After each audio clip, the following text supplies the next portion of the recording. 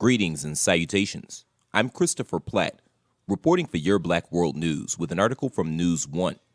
Don't forget to subscribe to this channel and visit theblackbusinessschool.com to learn about financial literacy and how you can grow your business today. While the Baytown Police Department was apparently concealing the name of its officer who shot and killed an unarmed black grandmother Monday night, social media sleuths were already working hard to make the killer cop's name public to provide a semblance of transparency for the fatal shooting that law enforcement was being tight-lipped about. The officer was reportedly patrolling an apartment complex parking lot in suburban Houston when he saw Pamela Turner, who police said he had quote-unquote prior dealings with. According to police, Turner, 45, had outstanding warrants, prompting the officer to approach and try to arrest her. As a struggle ensued, a bystander began recording video on his phone and filmed the officer using his taser on her before pulling out his gun and shooting her multiple times at close range. His life never appeared to be in any kind of danger, yet police said Turner tried to grab his taser despite apparent video evidence to the contrary. Afterward, police continued to assassinate Turner's character by pointing to her criminal record, but refusing to provide any information about the officer other than to say he's Hispanic. They failed to mention, however, that Turner suffered from mental illness, something her family confirmed. It was also something that the officer, during some of those aforementioned prior dealings, presumably knew about through their previous encounters. That's why people like journalist Barrett Brown were working so diligently to identify the officer who was capable of killing an unarmed, mentally ill woman in what appeared to be the coldest of blood, even though police are trained to de-escalate such encounters that are probably pretty routine. According to Barrett, who founded the Pursuance Project, a secure open-source collaboration tool for activists, journalists, and nonprofits, the Baytown Police Department officer who killed Turner is named Juan Manuel de la Cruz, an 11-year veteran of the force who has reportedly participated in quote-unquote other illicit conduct.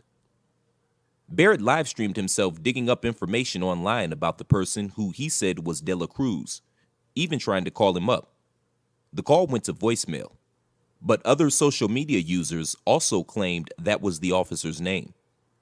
Barrett even posted a photo of 4 police officers riding horses, claiming one of them was de la Cruz. Barrett also said that de la Cruz lives in the same apartment complex where he killed Turner and claimed to have much more information about the officer. A Google search for the name Juan Manuel de la Cruz did not turn up any significant results, and none that matched Barrett's claims.